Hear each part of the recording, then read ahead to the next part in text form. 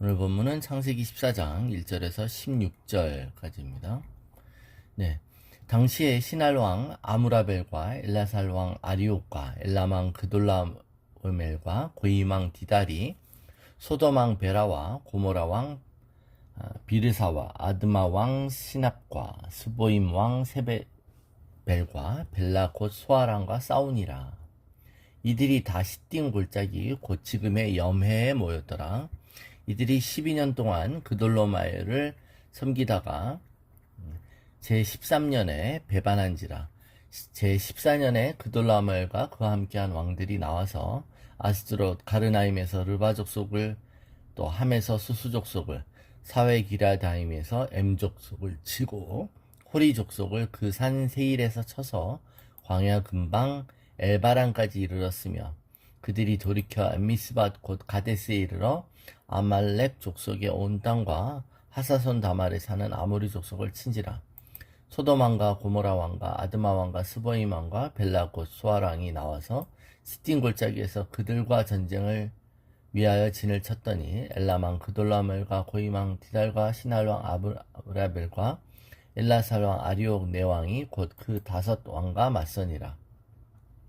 시딘 골짜기에는 역청 구덩이가 많은지라 소돔 왕과 고모라 왕이 달아날 때 그들이 거기 빠지고 그 나머지는 산으로 도망하매 네 왕이 소돔과 고모라의 모든 재물과 양식을 빼앗아가고 소돔에 거주하는 아브라함의 조카 롯도 사로잡고 그 재물까지 노력하여 갔더라. 도망한 자가 와서 히브리 사람 아브라함에게 알리니 그때 아브라함이 아모리 족속 마므레 상수리 숲을 그체에 거주하였더라. 마므레는 에스골의 형제요 또 아넬의 형제라. 이들은 아브라함과 동맹한 사람들이었더라. 아브라함이 그의 조카가 사로잡혔음을 듣고 집에서 길리고 훈련된 자 318명을 거느리고 단까지 쫓아가서 그와 그의 가신들이 나누어 밤에 그들을 쳐부수고 다메섹 왼편 호바까지 쫓아가 모든 빼앗겼던 재물과 자기의 조카 롯과 그의 재물과 또 부녀와 친척을 다 찾아왔더라. 네, 아브라함은 조카 롯과 이제 이별합니다. 각자의 삶의 영역, 목축의 영역, 이 영역을 달리해서 헤어지죠. 그 다음에 14장, 오늘 본문이 일어나는 거죠. 이 14장에는 아브라함이 임했던 한 전쟁 이야기를 합니다. 근데 이 전쟁은 그가 의도한 전쟁이 아니라 그가 불가피하게 참여할 수밖에 없었던 전쟁 이야기죠. 그런데 이 전쟁에 참여한 것이 아브라함에게 있어서는 믿음의 행위였다라고는 성경이 얘기하는 겁니다. 자, 이 전쟁은 원래 당사자가 아브라함이 아니었죠. 자, 전쟁을 앞부분에 이렇게 길게 설명되어 있는데 제가 간단히 요약하면 이겁니다. 자, 전쟁의 원인은 엘람왕 그돌라멜이라는 왕이 사해 남부 지역에 아달람왕 그돌라멜이 있었는데 사해 남부 지역에 5나라가 있었어요. 이게 이제 일종의 속국처럼 힘이 없는 사해 지역의 5나라. 여기에는 이제 소돔과 고모로가 포함됩니다. 이 강대국이었던 엘람왕 그돌라멜에게 12년 동안 조공을 바쳤습니다. 조공을 바친다는 건 되게 힘든 일이죠. 그러다 너무 힘드니까 이 사해 연합국 5국이죠. 이 조공을 바치기를 거부합니다. 13년째 반기를 든 것이죠. 자, 이 반기를 든 것의 주동자는 소돔왕이었어요. 다른 네 동맹국들을 선동해서 우리 조공을 바치지 말자라고 반란을 획책한 것입니다. 그러니까 반란국은 5개국 연합국이었어요. 그런데 이 반란 연합국보다 이 반란국에서 조공을 받던 나라들, 엘라만 그돌라멜이 이끄는 이 강대국 4개국 연합군이 더 강했습니다. 숫자는 4이었지만 5개의 연합국보다 훨씬 강했다.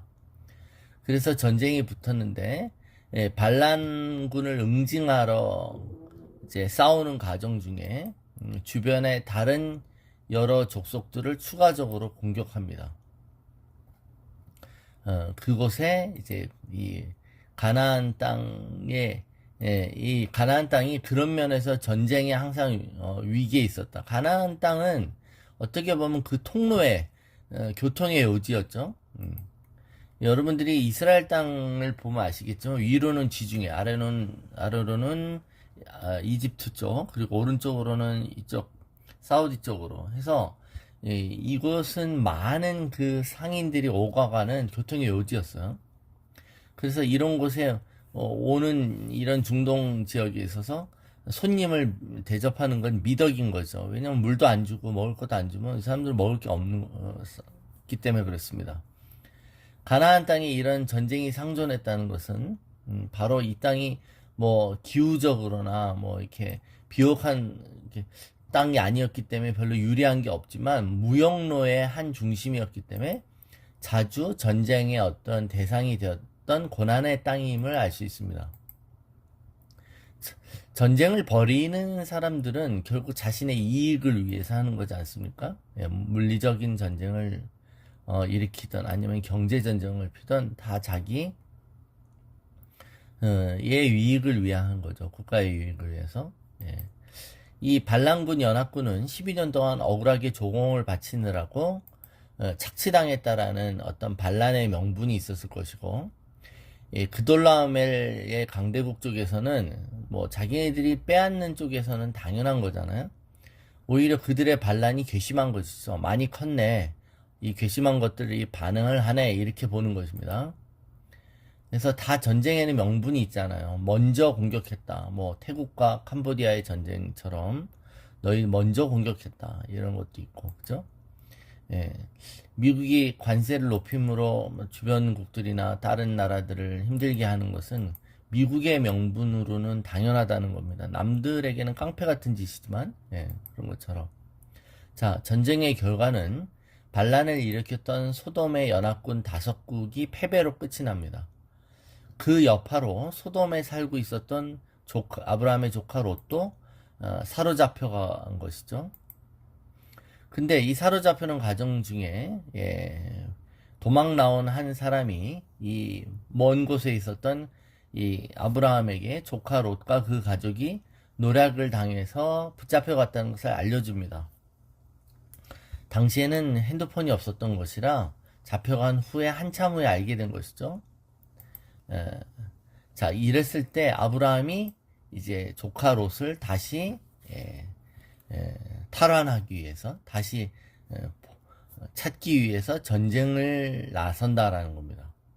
자, 이 전쟁을 나서는 아브라함의 이 행위를 믿음이라고 하는 이유가 두 가지로 묵상할 겁니다. 첫 번째, 여러분 살다가 쏙쏙이고 자기를 좀 힘들게 한 사기치고 떠난 사람이 어려움을 겪는다는 소식을 들으면 사람들은 인지상정으로 그거 속 시원하다 생각합니다. 쌤통이다 또는 자업자득이네 라고 생각할 수 있습니다.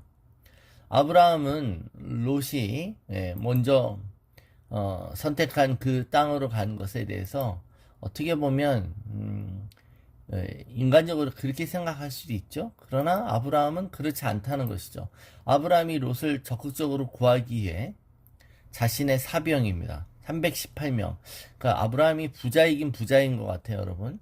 318명의 개인 사병이 있다라는 것은 318명이면 거의 뭐 중대 이상, 그죠? 웬만한 대대 정도 수에 맞먹는 군대 수잖아요. 근데 318명을 거느렸다는 건 그 사람들을 여러분 먹일 수 있는 부가 있었다는 거잖아요.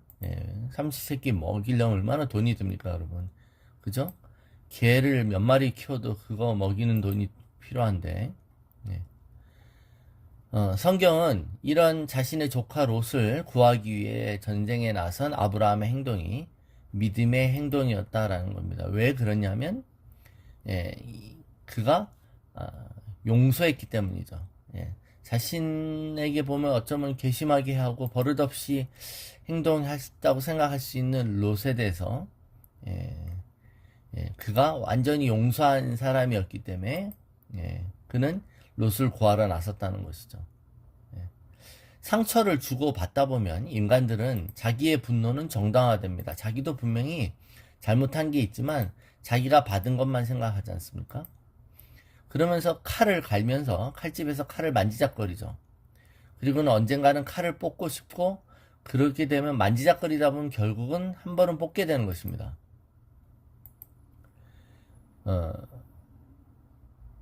그런데 인간의 어리석음이 그렇게 칼집을 만지작거리는 동안 우리가 하고 있는 짓은 아무것도 안 한 게 아니라 결국 그 상대방을 용서하지 못하고 시간을 끌고 이를 갈고 있는 동안 결국은 그 칼로 남을 베지 않은 것이 아니라 그 칼로 자신을 해하고 있었다는 것을 모른다는 겁니다.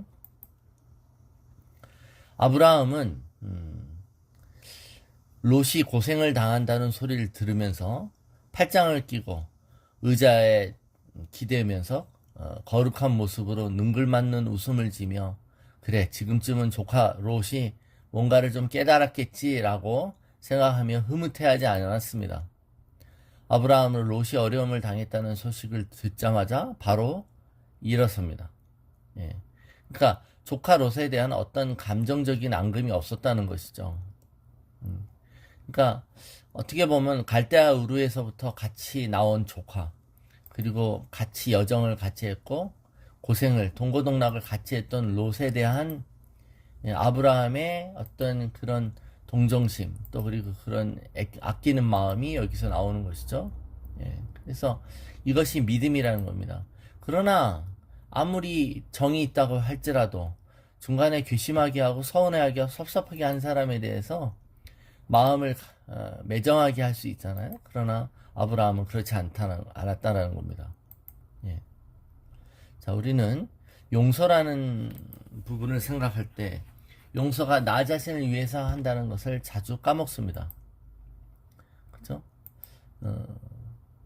용서란 결국 상대방을 위해서 하는 게 아니라 나 자신의 자유와 나 자신의 어떤 형통을 위해서 한다라는 거예요. 결국은. 왜냐하면 그 묶임이 나를 괴롭힐 것이기 때문에 그렇죠. 근데 실제로 용서란 내가 용서해야지 그리고 저 사람을 좋게 생각해야지라는 노력이 아니죠. 용서란 주님의 관점으로 바라보는 겁니다. 그래서 주님의 관점으로 바라보기 위해서는 우리가 주님을 먼저 바라봐야 되는데 그것을 우리는 믿음이라고 합니다. 그러므로 용서는 믿음의 행위인 것이죠. 주님하고 상관없이 바라보면 괘씸하고 섭섭하고 배은망덕합니다. 그러나 주님의 눈으로 보면 이해할 만한 부분이 좀 생길 수 있고 측은지심이 생기고 주님의 관점을 배울 수 있습니다. 그래서 믿음의 행위가 용서인 것이죠. 주로 하나님은 긍휼히 여기시죠. 그래서 나는 긍휼을 여길 마음이 없었지만 주님의 관점을 보는 순간 불쌍하다라고 생각하게 되는 것입니다. 자, 이 전쟁에 나선 행위가 믿음의 행위였던 첫 번째 이유가 용서였다라는 것이라면 두 번째는 이것이 의로운 일이었기 때문에 옳은 일이었기 때문에 그렇습니다. 자, 조카가 사로잡혔음을 듣고 아브라함은 집에서 길리고 훈련된 자, 집에서 키우고 훈련된 318명을 거느리고 단까지 쫓아가서 그들을 쳐부수고 끝까지 쫓아가 다 회복해 옵니다. 근데 실제로 사병을 거느릴 정도로 군사력이 있었지만 사병 318명이 그죠? 반란군 5개국의 연합군을 무찔렀던 강대국 4개 연합국을 대항할 만큼 강한 세력은 아니었다는 겁니다. 그러니까 실제로 이 아브라함의 전쟁은 무모한 전쟁이죠. 그의 구출 작전은 구출이 아니라 자신도 물에 빠진 사람을 위해서 물에 뛰어들 때 자신이 수영을 아주 탁월하게 잘하지 않는데 자신도 물에 뜰 자신이 없을 때 뛰어드는 것은 도움이 안 되잖아요. 오히려 자살 행위이죠. 그런데 지금 객관적으로 318명을 데리고 전쟁에 나가는 것은 그런 행위인 거예요. 그러니까 이게 무모함인데, 그러나 이것이 그가 옳다 생각한 것이죠. 의롭다, 옳다, 이것은 반드시 해야 되는 일이다 라고 했기 때문에 믿음이라는 겁니다. 아브라함이 원래 이렇게 용기가 있던 사람일까요? 그렇지 않죠. 우리가 알고 있습니다. 아브라함은 자기의 목숨을 구차하게 지키기 위해 자신의 아내 보고 누이라고 하라고 했던 사람입니다. 또 그러다 보니 그가 자신의 아내가 다른 남자의 침실로 들어가는 것을 꼭 참았던 그였습니다. 그랬던 그가 조카인 롯을 구하기 위해 자신의 목숨을 위태롭게 하는 전쟁터로 출정을 한다. 그죠? 이것은 어떻게 보면 그의 전 행동과 비교해 보면 모순된 것 같아요. 그러나 그가 또 그렇게 한다는 겁니다. 우리는 아브라함의 믿음의 모습과 또 부족한 모습을 교차적으로 보고 있다고 그랬습니다. 우리 인생이 그래요. 믿음의 사람이라고 해서 늘 그럴듯하고 바람직한 모습 보이는 것도 아니고 늘 형편없고 한심한 모습만 보이는 것도 아니고 어떨 땐 좀 잘하다가 어떨 땐 아니고 이런 게 엎치락뒤치락 하는 것이죠. 예. 그래서 여러분 성경에 이런 본문들이 있을 때 우리가 위로를 받아야 됩니다. 예. 그러니까 똑같구나 라고 생각하셔야 되는 것이죠. 자, 여러분 길 가다가 깡패들에게 괴롭힘을 당하고 있는 힘없는 여성을 볼 때 우리는 모른 척하고 자신의 몸을 사리며 그냥 지나치실까요? 아니면 그 여성을 돕는 것이 의롭고 옳은 일이기 때문에 그 여성을 구하기에 나설까요? 뭐 그럴 때 요새는 어떻습니까? 그냥 결부되지 말고 상관하지 말고 그냥 모른 척하고 가라. 그죠? 그런데 아브라함은 그렇지 않았다는 겁니다. 물론 조카 롯이었고 생판 모르는 사람이래 굳이 상관하는가, 여기에 또 관점이 다를 수 있으나 아브라함은 의로움에 동참했다는 겁니다. 과거 군사 독재 정권 하에서 핍박받는 사람들을 도와주는데 교회가 얼마나 적극적이었을까요? 그죠? 아니면 그저 몸살이고 있었는지 우리는 우리 자신의 모습을 한번 돌아봐야 해요. 어떤 정치적 성향을 나타냈을 때 그것이 핍박받지 않았을 때는 열심히 말하고 핍박받고 잡혀갈 때는 찍소리 안 하고 가만히 있었던 것이 보통 교회의 모습이었습니다. 내 힘으로는 역부족일 것 같아도 하나님이 기뻐하시는 일이라고 생각될 때 그 일에 착수하는 것, 가다가 포기할지라도 그 길을 가야 한다고 생각하면 나서는 것, 그것을 믿음이라고 얘기하고 있는 것입니다. 가능하고 성취 가능한 일만 하면서 살겠다고 하면 우리 삶에는 이런 아브라함의 삶에서 일어난 이런 무모한 출정하는 일은 일어나지 않을 것입니다. 하나님께서는 우리의 성공 가능성보다 하나님의 뜻을 따라 무모한 출정을 하기를 원하실 때가 있다는 거예요. 하나님 뜻이다라는 거예요. 그러니까 아무리 옳아 보여도 하나님이 하지 않으라고 아닌 것처럼 그렇습니다. 여러분, 소년 다윗은 형들에게 도시락을 주러 갔다가 전쟁터의 모습을 엿보게 됩니다. 이스라엘 군대가 블레셋의 거인 적장인 골리앗에게 능욕을 당하는 장면을 보고 그는 의분을 일으킵니다.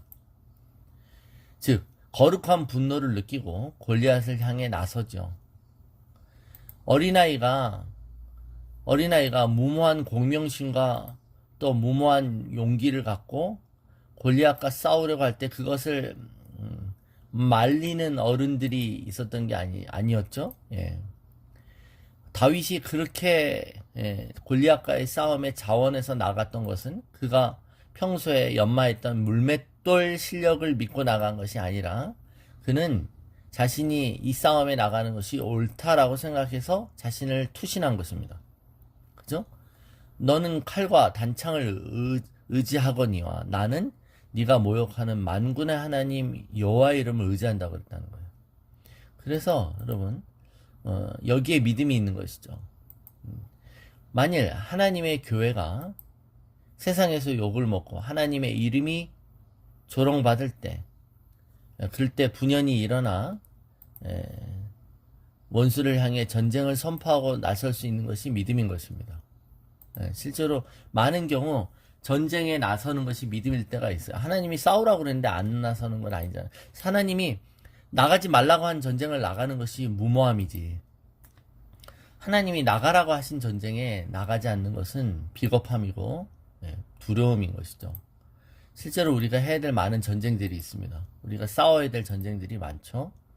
특별히 개인의, 우리 자신의 묶임과 속박과, 예, 이런 것에 대해서 자유케 해달라고 우리는 개인적으로 전쟁을 벌이라고 해요. 근데 많은 사람들이 두려워합니다. 오히려 축사를 받거나 이 묶임에서 자유케 해달라고 할 때 오히려 원수는 위협하죠. 더 아프게 하거나 더 괴롭게 합니다. 그럴 때 예, 여기서 두렵고 뒤로 물러서는 것입니다. 이런 의로운 전쟁에 대해서 어떤 사람들은 그것을 폄하하고 자신의 어떤 좁은 시각과 편견으로 바라보기도 합니다. 아브라함이 조카 롯을 괜히 도왔겠느냐. 롯에 대한 걱정이 실제 이유가 아니라 다 자기가 전쟁에 나서면 생기는 전리품 때문에 나선 거다. 이렇게 또 이런 의로움을 그렇게 폄하하기도 하는 것이죠. 예. 그래서 여러분, 우리의 믿음의 행위가 사람들 앞에 정말 객관적으로 제대로 평가되느냐는 다른 것입니다. 그러나 중요한 건 하나님이 알고 계신다는 것이죠. 예, 하나님이 알고 계시고 하나님이 그것을 믿음으로 받으신다라는 겁니다. 우리 오늘 이 말씀 명심하고 우리 삶과의 전쟁 같은 삶을 살아갈 때 우리가 전쟁에 당연히 나서야 될 땐 나서는 저와 여러분 되시길 축원합니다.